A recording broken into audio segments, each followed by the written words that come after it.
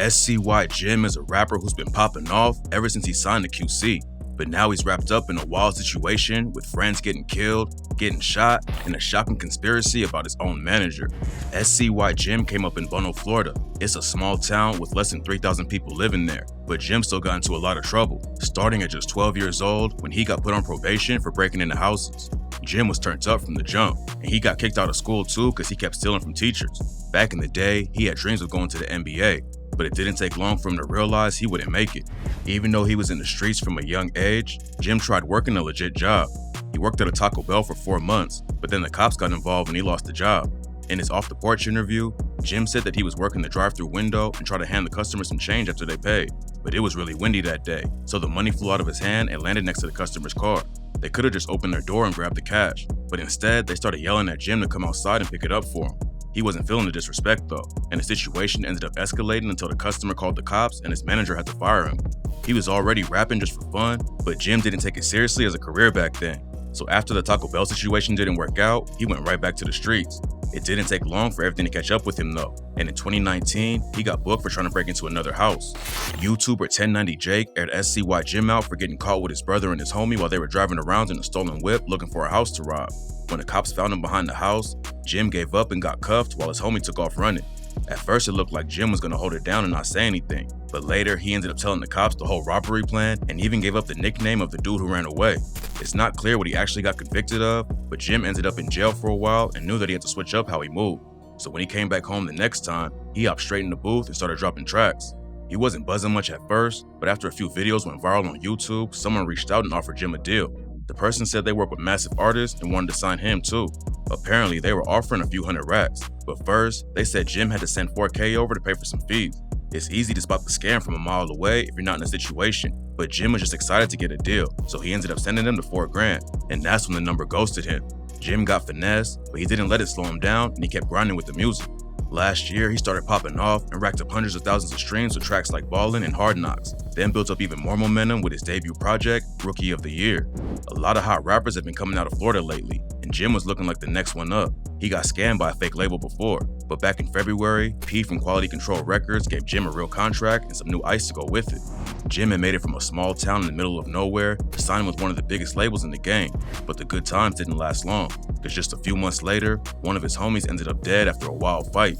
On June 4th, there was a party going down in Daytona Beach. According to reports, only 20 people were supposed to show up, but then the situation got wild when a bunch of other people heard about free drinks and food at the party and came through to turn up.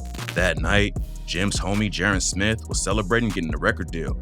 Jimm was there to show love, but unfortunately the celebration took a tragic turn. According to witnesses, Smith was outside burning money to celebrate the deal, and that's when a dude named Robert Blue walked up and asked what he was doing. Robert Blue, aka Blue Cheese, is Jimm's manager. Him and Smith knew each other, but for some reason, Blue Cheese decided to start an issue with him. Smith allegedly wanted to throw hands, but Cheese just upped his strap instead.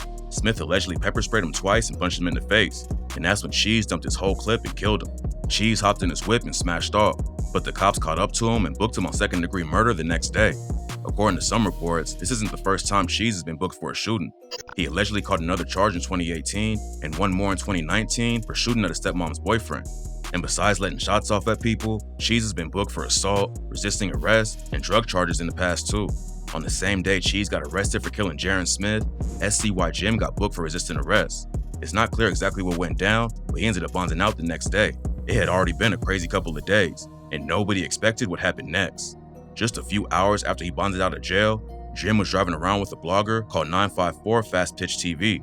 They were pulling up to an apartment building in the middle of the day, and that's when somebody came through and started letting off shots. Around 20 bullets went flying in their direction, and both of them got hit while the shooters drove off. The cops found Jimm and the other dude inside one of the apartments bleeding all over the floor, and early reports said Jimm didn't make it out alive.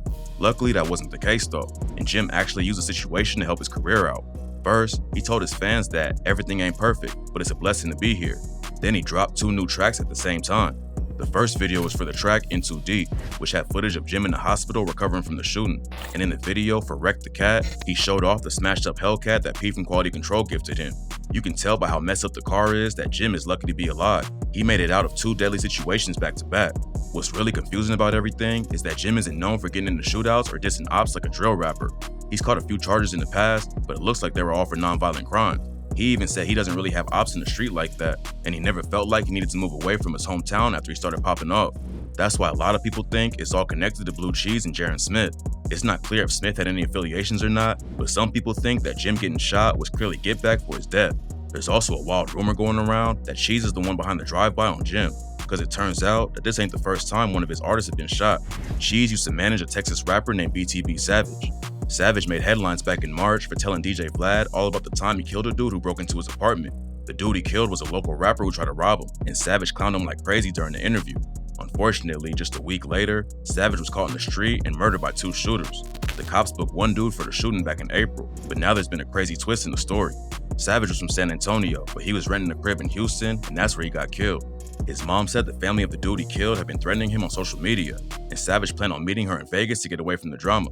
But before he could make it out of Texas, someone found him in Houston and brutally murdered him. At first, it looked like it was probably just the other dude's family getting revenge, but the situation might be more complicated than that.